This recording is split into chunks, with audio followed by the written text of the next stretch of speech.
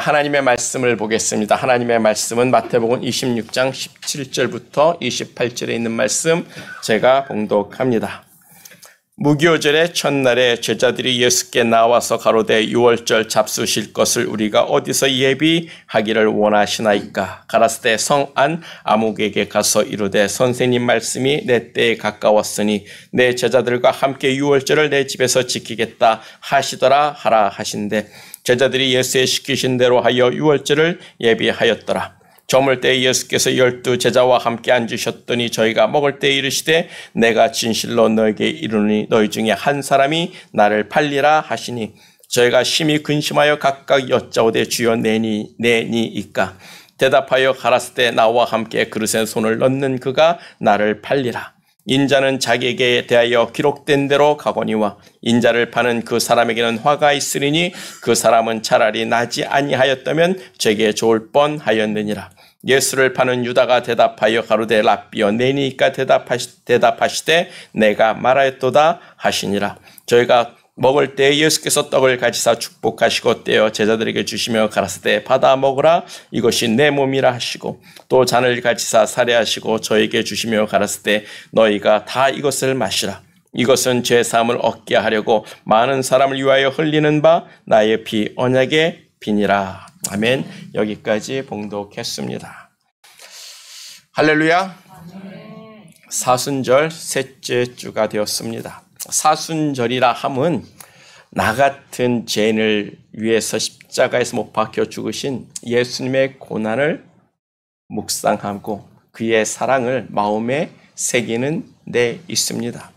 그래서 우리가 앞으로 암송할 로마서 5장 8절을 보면 우리가 아직 죄인 되었을 때에 그리스도께서 우리를 위하여 죽으심으로 하나님께서 우리에게 대한 자기의 사랑을 확증하셨다라고 말씀을 하고 있어요.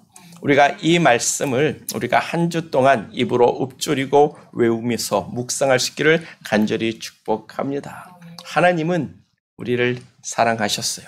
그래서 우리에게 예수를 주셨고 예수님도 우리를 사랑하사 그 고난의 길, 십자가에 못 박히는 그 길을 감당하면서 가셨습니다. 예수님의 그 죽으심, 십자가의 죽으심은 그것은 창세기 3장 15절에서 여자의 후손으로 이 땅에 오시기로 작정된 그 창조 태초의 그 시간부터 정해진 예수님의 운명이요. 하나님이 아브라함에게 축복한 여호와 이레의 산실이 되고 있습니다.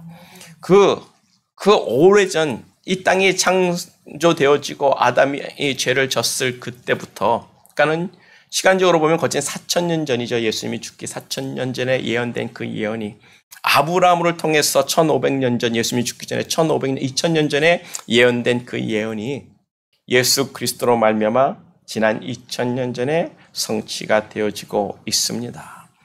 예수님이 이젠 자기가 죽으실 때를 아시는 거예요. 그래서 내가 이제 십자가에 못 박혀 죽을 것이라고 제자들에게 말씀해 주셨던 것이 지난주 말씀이었어요.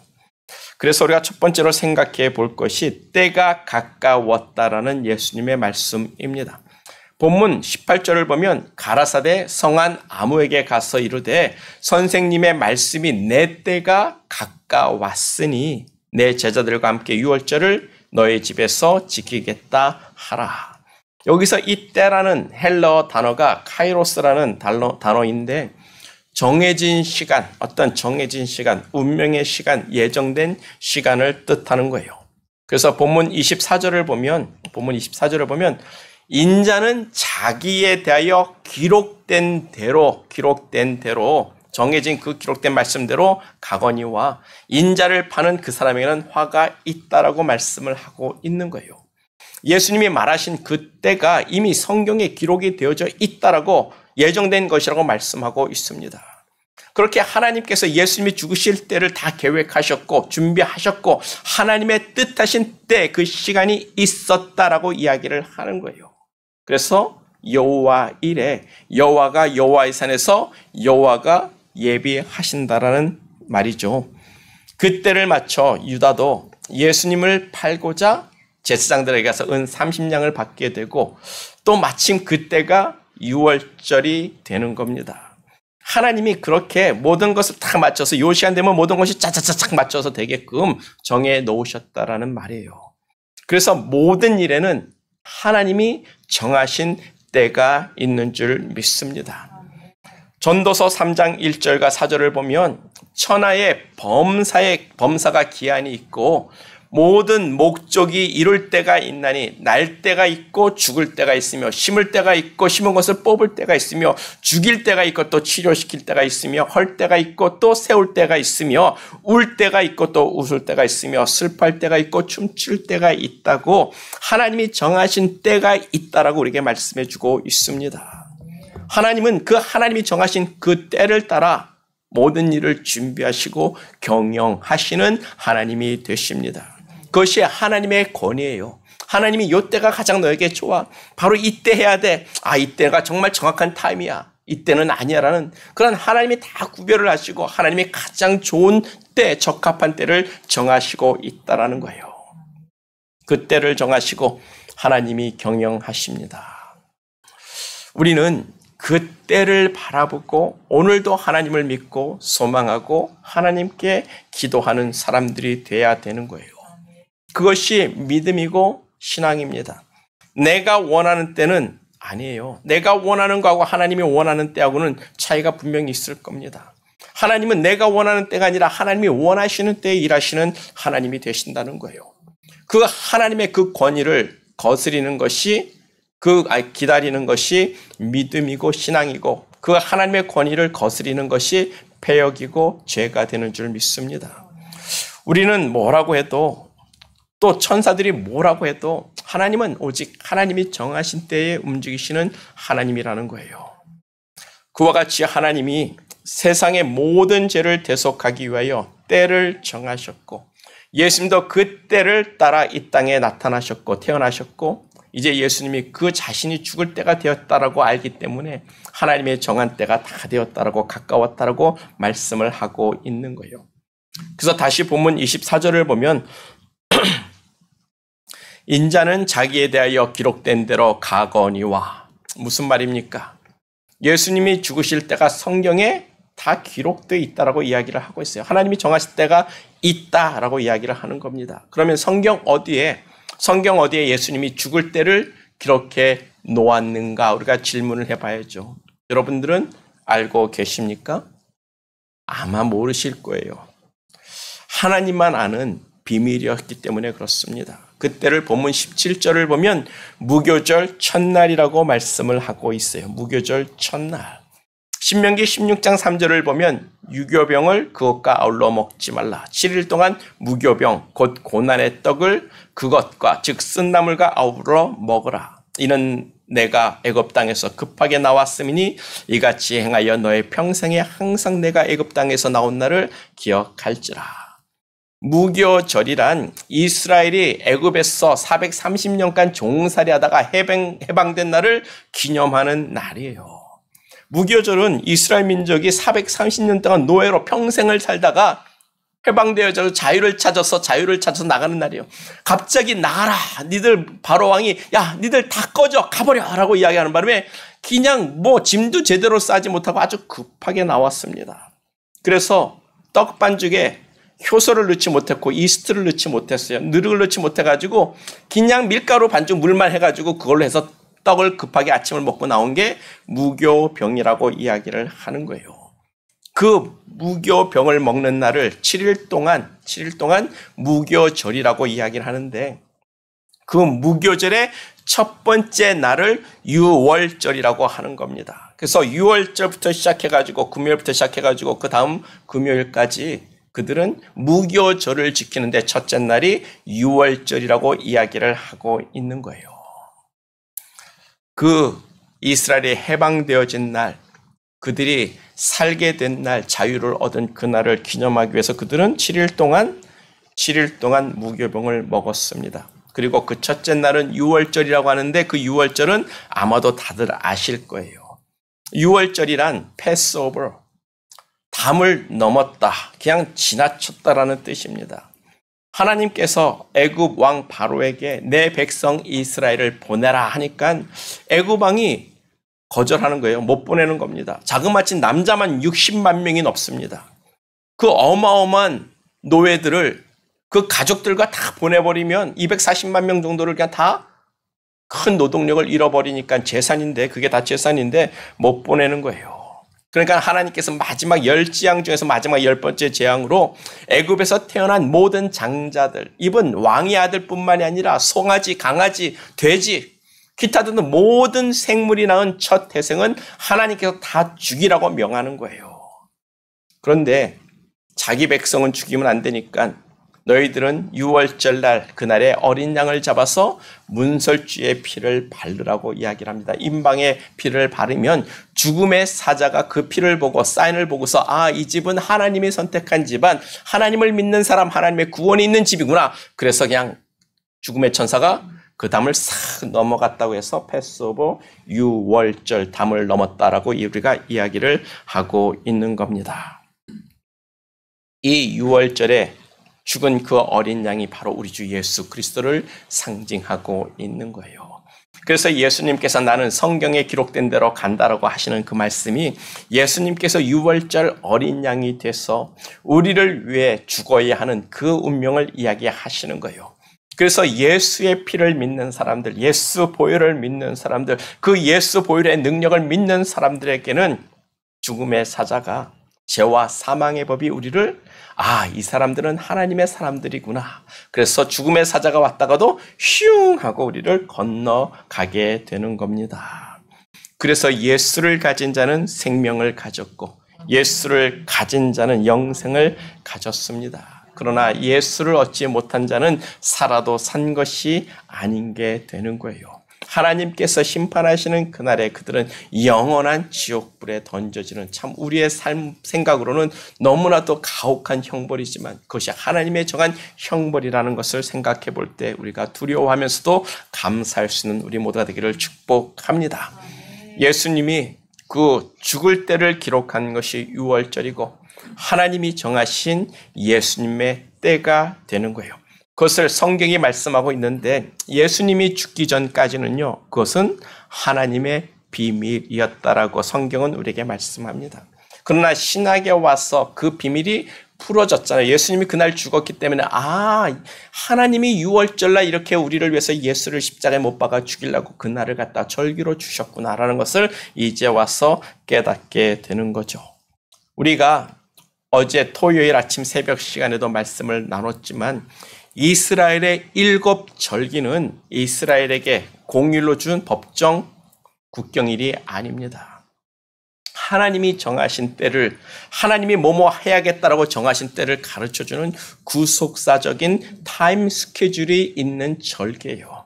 그 절기 하나하나 그 때를 따라 하나님의 구속사적인 일들이 이루어지고 있음을 우리는 알아야 합니다.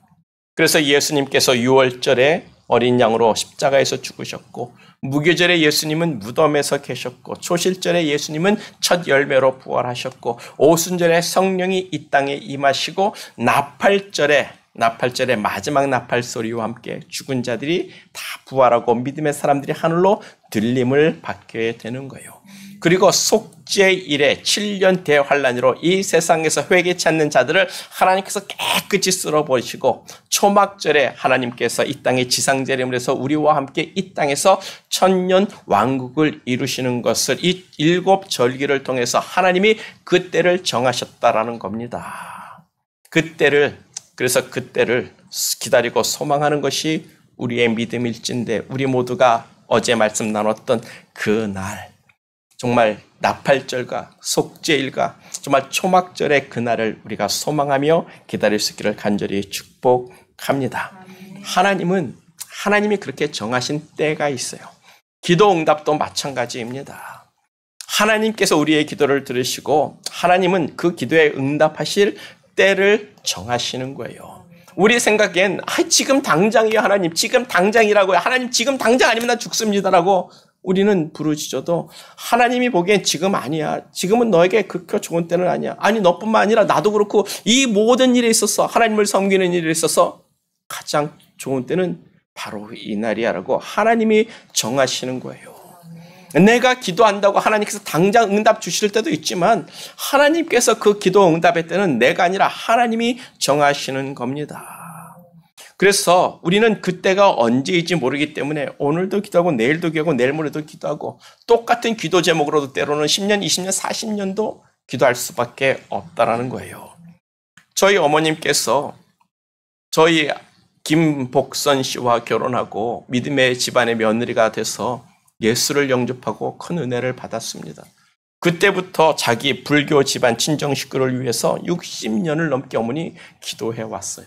정말 60년 넘게 그 동생들을 위해서 정말 예수 믿고 구원받게 해달라고 60년을 기도해 왔습니다. 그런데 우리 어머님은요, 그 기도 응답 보지 못하고 돌아가셨어요. 근데 지금에 와서 보면 저희 외할머니 집에 그 7 형제분이 있나? 그 분들 중에서 지금 4명이 예수를 믿고 있단 말입니다. 그리고 그렇게 불교 보살같이 생각하시는 분이 이제는 나도 하나님 믿어 라고 이야기를 해요. 예전엔 감히 하나님 얘기, 예수 얘기도 꺼내지 못했지만 야 종엽아 나 이제 하나님 믿는다 믿어 그렇게 이야기를 합니다. 근데 아직까지는 완벽하지가 않아요. 부처님도 믿고 하나님도 믿겠다고 이야기를 하시는데 그만큼 얘기가 들어갈 수 있었다는 게 정말 놀라운 일이라는 겁니다. 예전엔 제가 복음 전하면 종엽아 넌 내가 불교 믿으라고 내가 너 전도하면 너 기분 좋니? 너 내 앞에서 예수님 얘기하지 마 이렇게 말씀하셨던 분이 지금은 종엽아 나 예수 믿어 기도해 줘서 너무 고맙고 나도 기도해 줘서 고맙다. 나도 기도해 줄게. 이런 식으로 변화된 모습을 보면서 이번 9월 달에 만약에 제가 한국에 나갈 수 있다면 한번 전도를 더 해보고 싶은 그런 욕심도 있습니다. 기도 응답은 우리는 이때라고 생각하고 우리는 이때 해야 된다고 생각하지만 하나님은 하나님이 정하신 때가 있다라는 거예요. 그 때가 있음을 믿고 끝까지 기도하는 것이 신앙이고 믿음인 줄 믿습니다. 그리고 두 번째로 생각해 볼 것이 이 최후의 만찬을 통한 예수님의 계시예요. 하나님 예수님께서 이 최후의 만찬을 통해서 예수님이 우리에게 계시를 주시는데 그 첫 번째가 가룟 유다가 자신을 팔 것을 계시해 주고 있는 거예요. 본문 21절을 보면 그들이 먹을 때에 예수님이 이르시되 내가 진실로 너에게 이르노니 너희 중에 한 사람이 나를 팔리라. 이젠 예수님께서요 노골적으로 내가 너희들 12명 중에 한 명에 의해서 내가 팔리게 될 것이라고 말씀을 하고 있는데 왜요? 왜 그렇습니까? 본문 20절을 보면 날이 저물었다라고 이야기합니다. 날이 저물었다. 그 날을 우리가 생각해 보면 우리 시간으로는 목요일 저녁입니다. 목요일 저녁. 금요일이 6월절인데 목요일 저녁이에요. 유대인들이 하루를 계산하는 것은요, 우리하고 달라요. 우리는 아침에 해가 뜨면서 저녁에 해가 지면 이제 하루 다 갔다라고 이야기를 하는데 유대인들은 아닙니다. 유대인들은 목요일 해가 저녁에 딱 지면 그날부터 시작이에요. 해가 진 저녁부터 이제 새 날이 되고 그 다음날 해가 지기 전까지가 하루가 되는 겁니다. 그러니까는 여기서 날이 저물었다라는 것은 이제 막 목요일 저녁 6월절이 시작이 됐다라는 말이에요. 목요일 저녁부터 금요일 해질 때까지가 6월절이 되는 거예요. 그 6월절이 뭐라고 그랬어요? 하나님이 정하신 때, 예수님이 죽으실 때라고 이야기를 했지 않습니까? 그러니까 예수님께서 6월절에 죽어야 하니까 노골적으로 이젠 때가 다 됐으니까 너 나를 가서 빨리 팔아라고 이제 재촉을 하시는 거예요. 그런 의미에서 예수님을 파는 유다조차도 자신이 원하는 때에 예수님을 팔 수 있었던 것이 아니에요. 하나님이 정한 때에 하나님이 정한 그 시간이 되었기 때문에 이제 너는 가서 너의 할 일을 하라고 예수님이 가룟 유다에게 재촉하는 거예요. 아마 가룟 유다도 속으로 갈등을 많이 했을 겁니다. 어느 시간에 이 예수를 팔아야 할까? 밥 먹고 나서 팔까? 내일 팔까? 내일 모레 팔까? 좀 좋은 시간 없을까? 그 예수를 좀 자연스럽게 넘기고 좀 편안하게 넘길 수 있는 그 시간에서 고민을 하고 있었을 거예요. 아니면 속으로 또 갈등했을 겁니다. 내가 정말 내 스승을 팔아먹는다는 게 이게 말이 되는가? 하지 말까? 그런 복잡한 마음이 그 안에 있지 않았겠습니까? 그런데 예수님이 너희 중에 하나가 나를 판다고 하니까 얼마나 놀랐을까라는 생각을 가져보게 되는데 가룟 유다는 지금 그 갈등 속에서 아무것도 생각을 하지 못했다라고 저는 생각을 합니다. 왜냐하면 예수님께서 너희 중에 하나가 나를 판다고 하니까 본문 23절을 보면 각각 제자들이 다 놀랐어. 내니까 납니까? 내가 예수를 판다고요? 아유, 나는 아닙니다. 난 예수 안 팔아요. 다들 지금 11명이 서로 접니까? 아니죠. 나는 절대로 예수 안 팝니다라고 이제 그렇게 막 이 얘기를 하고 있는데 가룟 유다는 전혀 그 말이 귀에 들어오지도 않고 있었어요. 예수님이 너희 중에 하나가 나를 판다고 하셨는데도 가룟 유다는 거기에 대해서 어떤 반응도 없이 떡을 먹으려고 떡그릇에 손을 집어넣고 있는 겁니다. 그러니까 예수님께서 나와 함께 떡그릇에 손을 놓는 그가 나를 팔리라 라면서 정말 아무 생각도 없는 그 가룟 유다에게 다 얘기를 해주는 거예요. 거기서 가룟 유다 정신 번쩍 차리면서 내니까 네가 대답하였도다. 네가 나를 팔 거라고 그때서 정확하게 이야기를 해주고 있는 거예요. 왜요? 이제 날이 저물었고 6월절이 시작되었기 때문에 이제 예수님이 죽어갈 때가 됐으니까 이제 네가 할 일을 빨리 가서 하라고 재촉하는 거예요. 해 저물자마자 이제 6월절이 됐으니까 가룟 유다야, 이제 네 할 일 가서 빨리 해. 이제 미루지 마, 걱정하지 마, 여러 가지 생각하지 마. 빨리 가서 네가 정한 일을 하라고 이야기를 하는 거예요. 요한복음 3장 13장 27절입니다. 조각을 받은 후 곧 사단이 그 속에 들어 간지라. 이에 예수께서 유다에게 이르시되 너 하는 일을 속히 빨리 하라 하시니. 예수님께서 말씀하셨잖아요. 자, 이제 네가 할 일 빨리 해라고 재촉하고 있는 거예요. Time's up. 자, let's do it. 그 말하고 있는 겁니다. 그래서 예수님은 가룟 유다에 의해서 팔려 죽는 것이 아니에요. 예수님께서 스스로 우리를 위해서 팔려 주시는 겁니다. 하나님이 계획하시고 하나님이 준비하신 일에 사람이 관여할 일은 아니에요. 사람은 그저 도구일 뿐이지 하나님이 역사하시고 하나님이 계획하시고 하나님의 뜻하신 날에 하나님이 하나님을 위해서 우리를 위해서 일을 행하시는 겁니다. 누구를 위해서요? 우리를 위해서. 저와 우리의 죄사함을 얻게 하기 위해서 예수를 하나님께서 팔아주시는 거예요. 그래서 두 번째 계시로 찢겨진 예수님의 몸이 상징적으로 나오는 거예요. 본문 26절입니다. 그들이 먹을 때에 예수께서 떡을 가지사 축사하시고 떡을 떼어 제자들에게 주시며 이르시되 받아서 먹으라. 이것이 내 몸이니라.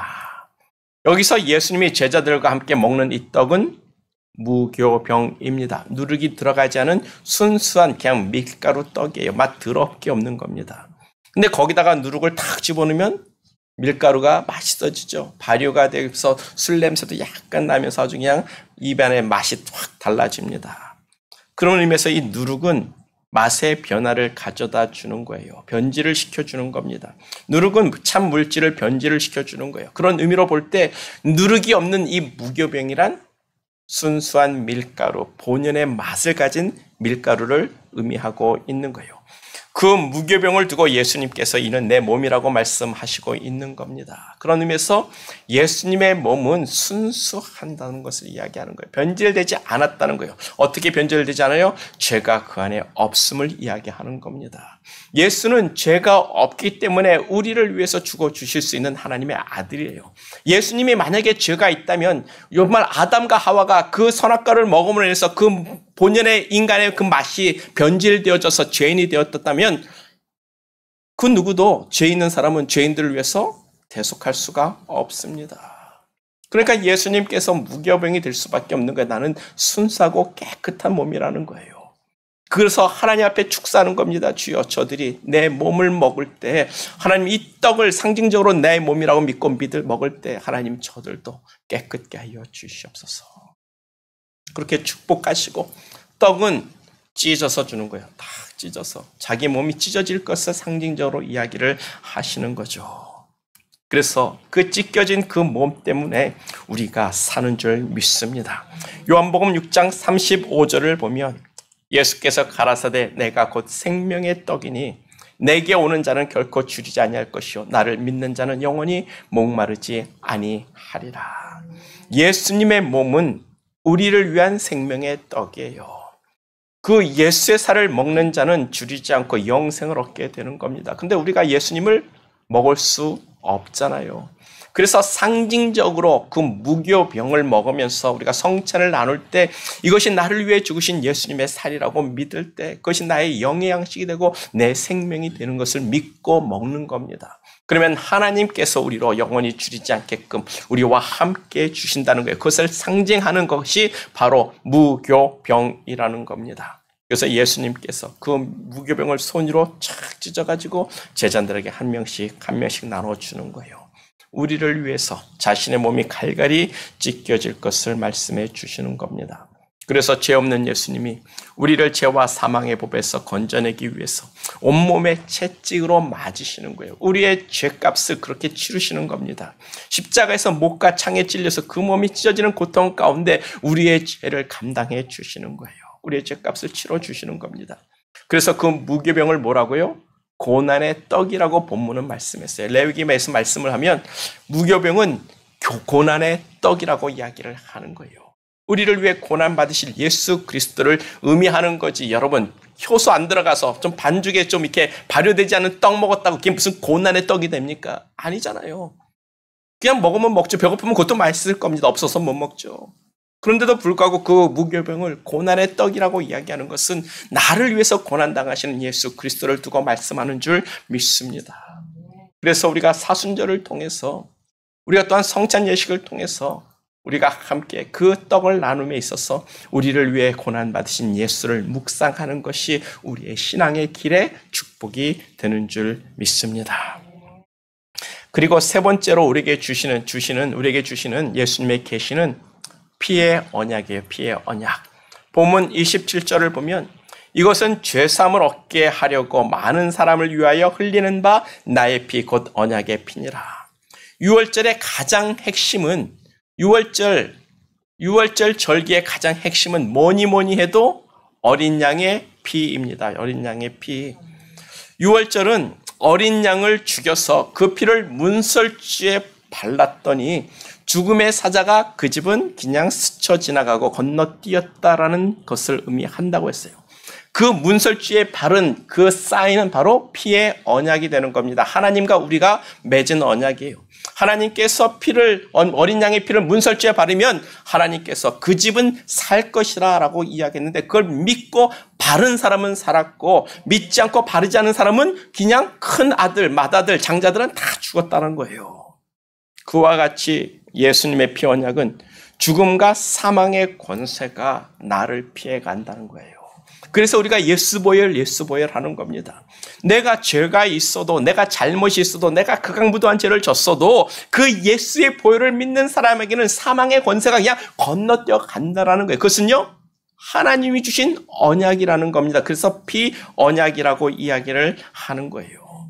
그래서 예수 안에 있는 자에게는 죄가 있어도 정죄함이 없습니다. 우리가 그것을 믿는 줄 믿습니다. 그것을 우리가 복음이라고 이야기를 하는 거예요. 복음은 굿뉴스는 내가 죄가 있어도 내가 아직 부족하지만 정말 온전히 하나님을 섬길 수 없지만 그럼에도 나에게 정죄함을 주지 않는다. 그게 바로 예수 그리스도의 복음이라는 겁니다. 성경에서 피는 우리가 곧 생명이라고 이야기를 하고 있어요. 그래서 피로 언약을 맺었다는 것은 생명으로 언약을 맺었다라는 의미가 되는 거죠. 그 말은 내가 이 언약을 지키지 않으면 나의 생명을 내놓겠다라는 의미가 되는 거예요. 그런데 히브리 말로 이 언약이라는 그 말 자체가 그렇게 내가 언약을 지키지 않으면 두동강 나서 죽겠다. 내 생명을 걸고 약속하는 것을 히브리 말로 언약, 커버넌트라고 이야기를 합니다. 그래서 창세기 15장을 보면 하나님이 아브라함을 축복을 해줘요. 네가 하늘의 별과 같이 바닷가의 모래같이 자손이 많을 것이라고 축복을 합니다. 그러니까 아브라함이 하나님 앞에 하는 말이 내가 하나님께 복받을 것을 무엇으로 알겠습니까? 하나님이 증표를 달라는 거예요. 나에게 약속의 증표를 달라는 겁니다. 하나님께. 그때 하나님께서 아브라함에게 동물을 이렇게 다 쪼개서 이렇게 놓으라고 이야기하죠. 그래서 아브라함이 동물을 다 반씩 잘라가지고 쪼개가지고 이렇게 마주보게 합니다. 그 둘로 쪼개진 동물의 사체를 하나님이 횃불 가운데 싹 지나가 버리는 거예요. 그게 바로 언약이라는 히브리 말의 원뜻이에요. 동물을 반을 탁 잘라서 죽이는 것이 언약입니다. 그래서 우리가 호인이쌤은 나하고 이제 언약을 맺는 거예요. 언약을 맺을 때 소 한 마리 갖다 놓고 너하고 나하고 언약했어. 그리고 소 한 마리를 반을 탁 잘라버리는 거예요. 그 말이 뭐예요? 우리가 언약을 지키지 않으면 이렇게 되는 거야. 그게 바로 히브리 말로 언약이라는 뜻입니다. 그런데 거기다가 언약이라는 말에 피까지 같이 붙여서 피 언약이라고 하잖아요. 생명과 죽음으로 예수님이 우리와 언약하셨다라는 겁니다. 그 언약을 하나님이 지키지 않으면 너 죄사함 없다, 너 죄 없다라는 것에 대한 하나님의 언약을 지키지 못하면 어떻게 돼요? 하나님이 죽어야 되는 거예요. 하나님이 죽어야 되는 거예요. 그냥 우리가 하는 언약 아니잖아요. 내가 언제 내 피 흘려가지고 하나님 이건 피 언약입니다. 내가 하나님을 온전히 섬기겠습니다라고 여러분 그런 적 있어요? 없잖아요. 하나님께서 예수님을 통해서 피를 뿌려주고 그 피로 이것은 피 언약이다. 내가 네 죄를 사하였고 너는 결코 정죄함이 없다라고 하나님이 피를 뿌리고 하나님이 피 언약을 주신 거예요. 그러면 그 언약을 지킬 의무가 나에게 있는 겁니까? 하나님에게 있는 겁니까? 하나님에게 있는 거죠. 하나님이 나를 갖다 용서하지 않고 나를 죽여버리면 하나님 못 되는 거예요. 하나님도 같이 죽어야 되는 거예요. 그런 언약을 피 언약 예수님께서 피 언약이라고 우리에게 말씀해 주고 있는 거예요. 우리가 예수님의 고난을 묵상하면서 또 우리가 이제 고난주가 되면 우리가 함께 성찬을 나눌 텐데 그 포도주가 내 피라고 예수님이 말씀하시는 거예요. 상징적으로 말씀해 주시는 거죠. 그러면서 그것을 믿고 우리가 마실 때 우리의 죄사함이 없음을, 우리의 죄가 없음을 우리가 믿어야 되는 거예요. 그러면 피 언약이기 때문에 하나님께서 너 죄 없음을 인정해 주시는 겁니다. 이것이 피 언약이라고 할 때 언약도 이미 그 생명을 걸고 하는데 거기다 피자까지 붙여가지고 언약과 생명 따따블로 우리에게 언약해 주시는 것 아니겠습니까? 출애굽 당시에도 문설주에 양의 피가 묻으면 죽음의 천사도 그 집을 피해 갔는데 하물며 하나님의 아들이신 예수의 피로 언약한 그 언약, 피 언약의 권세를 어떠하겠는가 우리가 생각해 보자고요. 죽음의 천사 아니라 마귀 사탄의 그 할아버지 할머니가 다 와도 그 피 언약을 가진 자들에게는 근처에도 올 수가 없는 겁니다. 그래서 예수 안에 있는 자에게는 죄가 있어도 정죄함이 없고 죄가 있어서 마지막 하나님의 심판대 앞에 섰을 때도 그냥 예수의 보혈을 의지한 자들에게는 그냥 무사 통과, 그냥 패스 시켜주는 거예요. 너는 됐어. 너는 이미 의로워졌어. 너는 이미 죄는 다 내가 잊었어라고 그냥 패스 시켜주신다는 거예요. 그게 피 언약 예수 보혈의 능력인 줄 믿습니다. 그 죄사함의 능력을 우리가 믿어야겠지요. 우리 하나님 아버지께서 그 예수의 피로 자신의 손과 발을 꽁꽁 묶고 있는 것을 상상해 보십시오. 하나님의 성품이 뭡니까? 하나님은요, 죄를 보면 돌격하시는 하나님이에요. 시내산에서 이스라엘 백성들을 다 모아놓고 모세를 불러서 하나님이 말씀을 할 때 그 하나님 한번 보겠다고 이스라엘 백성들이 막 산 위로 올라올까봐 하나님께서 모세에게 명하는 거예요. 아무도 그 산을 올라오지 못하게 하라. 나는 죄를 보면 돌격하는 자니라. 죄를 보면 이 자식 더러운 놈 팍 쳐버리는 게 하나님의 성품이란 말이에요. 그 성품을 가지신 하나님이 예수의 피로 자기의 손과 발을 다 묶고 있는 건 아니겠습니까? 우리가 죄인이 하나님 앞에 만나러 하나님 내가 왔습니다라고 왔을 때 그냥 하나님의 성품 같으면 이 죄인아 해야 되는데 그래 잘 왔다. 넌 예수의 피로 깨끗이 씻겼구나. 내가 너를 환영한다. 하나님의 그 분과 하나님의 그 진노하심과 그 하나님의 그 본성을 다 죽이시고 우리를 영접해 주시는 하나님을 생각해 보십시오. 그게 보혈의 능력이라는 거예요. 그 예수 보혈을 의지하고 우리는 지성소에 들어가서 하나님 앞에 담대히 구할 수 있는 믿음의 사람들이 됐습니다.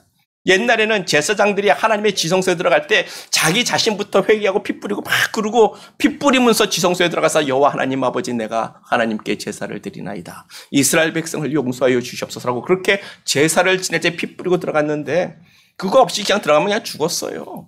그냥 우시야 왕은 그 하나님 앞에 향불 붙이겠다고 그랬다가 그냥 하나님이 쳐가지고 그냥 어떻게 된 문둥병자가 됐습니다. 우리가 하나님 앞에 들어가는 게 그렇게 어려운 건데 이제는 예수의 보혈로 우리 모두가 다 여호와 하나님이 계신 지성소 안으로 들어갈 수 있는 은혜를 얻었다는 거예요. 그래서 만민 제사장이라고 여러분들이 하나님의 제사장이 되었다고 이야기하고 성소 지성소에 들어가서 하나님께 기도하라고 이야기를 하는 거예요. 우리가 담대히 하나님을 대면하여 1대1로 보는 겁니다. 천주교는 고해성사한다고 내가 누구누구에 죄졌다고 신부에게 하지만 그거 웃기는 소리예요. 우리 모두가 다 예수 보혈을 가진 믿음의 사람들 아닙니까? 그럼 믿은 사람들은 누구나 담대하게 지성소에 들어가서 여호와 하나님께 구하라고 이야기를 하고 있는 줄 믿습니다. 그래서 보혈의 약속을 믿은 사람들은 우리는 아직 구원받지 못했어요. 아직 우리 구원받지 못했잖아요. 여러분 구원받았습니까? 아직 우리 이 세상에 살고 있잖아요. 근데 이미 그런 하나님의 보혈로 한 언약과 그 구원의 보증이 있기 때문에 우리는 지금도 나는 구원받았습니다라고 고백할 수 있는 거예요. 왜? 불변의 언약이기 때문에 그렇습니다. 우리는 불확실한 것으로 구원받은 사람들이 아니라 예수의 보혈로 확실한 보증, 구원의 보증을 받은 사람들인 줄 믿습니다. 확실한 것을 믿는 사람들이에요. 예수의 보혈을 믿는 사람들입니다. 엄청난 구원의 언약 증서를 가지고 있는 사람이라는 것을 여러분 기억하셔야 됩니다. 그래서 히브리서 기자가 말합니다. 그러므로 형제들아, 우리가 예수의 피를 힘입어 성소에 들어갈 담력을 얻었나니 그러므로 우리가 긍휼하심을 받고 때를 따라 여기서도 때를 따라 돕는 은혜를 얻기 위하여 은혜의 보좌 앞으로 담대히 나갈지니라. 아멘. 그러므로 우리가 담대히 가로되 주는 나를 돕는 자신이 내가 무서워 아니하겠노라. 사람이 내게 어찌하리요. 이거 김종현 목사가 하는 말 아닙니다. 성경에 있는 말씀이에요. 히브리서에 있는 말씀입니다. 예수의 보혈은 우리에게 주신 비언약 증서가 되는 거예요. 빚쟁이들이 그냥 아무 빚 받으러 갈 때 그냥 현관문 발로 꽉 허덕차면서 들어가지 않습니까? 내 돈 내라 이놈아 소리치지 않습니까? 들어가서 깽판 치고 나오는 이유가 뭐예요? 그들이 가지고 있는 빚증서 그 종이 한 장 때문에 그렇게 남의 집에 들어가서 큰 소리 치고 신발 신고 들어가서 다 걷어찰 수도 있는 거예요. 그게 언약을 가진 증서의 힘입니다. 그 증서 하나 들고 있으면 그 집주인이라도 기가 팍팍 죽는 거예요. 집안 가구를 발로 펑펑 차면서 내 돈 내놓으라고 해도 윽박지르고 삿대질해도 그 집주인은 아무 말도 못합니다. 아이고 죄송합니다. 지금 내 쇼파를 발로 걷어차고 테레비를 갖다 발로 걷어차도 죄송합니다. 왜요? 그 빚증서 하나 때문에 그런 거예요. 그것처럼 우리도 하나님 앞에 담대히 들어갈 하나님께 언성 높일 피언약의 증서를 가지고 있단 말입니다. 그래서 히브리서 기자는 담대히 하나님께 들어가서 하나님께 부르짖으라는 거예요. 하나님 나를 도와야 합니다. 하나님 나를 도와주세요. 하나님 나 지금 도와주지 않으면 나 하나님 아버지 힘듭니다라고 하나님 앞에 깽판 칠 수도 있는 거예요. 정말로 하나님의 보혈을 믿는다면 정말 하나님 앞에 소리지고 부르짖으면서 하나님 나를 도우소서라고 우리가 이야기를 해야 되는 겁니다. 하나님은 나를 돕는 자시라고 히브리서 기자가 말을 하지 않았습니까? 하나님 앞에 담대한 믿음의 사람 되기를 축복합니다. 나는 예수의 보혈을 가진 사람입니다. 내 심장에는 예수의 보혈이 흐르고 내 안에는 십자가가 박혀 있습니다라는 그런 담대의 고백을 가지고 하나님을 찾는 우리가 되기를 간절히 축복합니다. 하나님 나를 도우셔야 됩니다. 하나님 나를 도우실 줄 믿습니다. 하나님 그 때를 따라 나를 도와주시옵소서라고 우리가 담대히 하나님 앞에 기도하고 하나님을 구하는 사람 되어야 된다는 거예요. 그것이 예수 보혈의 능력인 줄 믿습니다. 아마도 하나님이 우리가 더 그렇게 담대하게 하나님을 찾고 구하기를 하나님이 더 원하시는 거예요. 그러니까 우리에게 보혈의 언약을 주시는 거죠. 하나님께서 때를 정하시고 예수의 보혈로 그 언약을 삼아 주셨고 예수의 이름으로 기도하라고 우리에게 성경을 통해서 말씀해 주시는 줄 믿습니다. 우리가 더 하나님께 부르짖고 안 되면 정말 엎드려서 땡강도 부릴 수 있는 거예요. 하나님을 뭐라고 합니까? 아빠, 아버지라고 하잖아요. 아버지, 때로는 그것도 필요하지만 때로는 아빠, 그것도 필요하단 말이에요. 그래서 아바, 아버지란 말이 아빠, 아버지라는 말일 때 때로는 우리 어린아이들이 땡강 치는 것처럼 하나님의 땡강도 부릴 수 있어야 할 줄 믿습니다. 그래서 하나님 나 언제 복 주시렵니까? 하나님 나 언제 고쳐주시렵니까? 하나님 내가 언제 도움을 받는 겁니까? 도대체 언제라고 하나님 앞에 땡강도 치세요. 저는 정말 기도할 때 콘크리트 바닥에 내 손이 부러질지 콘크리트 바닥에 부러질지 정말 생각 안 하고 정말 바닥을 열심히 두들겨 패면서 하나님 앞에 하나님 나에게 도와주지 않으면 나 죽습니다라고 고백한 적도 있습니다. 하나님 도와주시더라고요. 응답해 주시더라고요. 정말 갑자기 이 순간에 또 생각이 났는데 처음 신학교 가기 전에 아메리칸 히스토리 클래스 파이널 이그잼 볼 때 하나님 마지막 한 퀘스천을 나에게 가르쳐달라고 그렇게 물부짖었을 때 정말 아파트 바닥에 내 주먹을 한 수십 번 내려치면서 기도했을 거예요. 하나님 나 이거 안 가르쳐주면 나 신학교 못 갑니다. 예약 좀 주지 않으면 나 신학교 못 갑니다라고 울부짖었을 때 하나님께서 환상으로 마지막 시험 문제까지 딱 보여주시더라고요.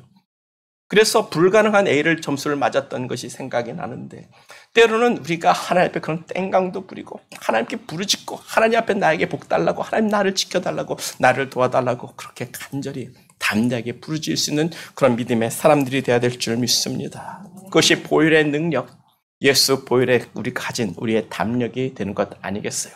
그래서 말씀을 정리하면 하나님의 정하신 때가 있음을 우리가 분명히 믿어야 합니다. 내가 원하는 때가 아니라 하나님이 정하신 때에 그 하나님이 역사하실 걸 믿고 우리는 하나님께 기도해야 되는 거예요.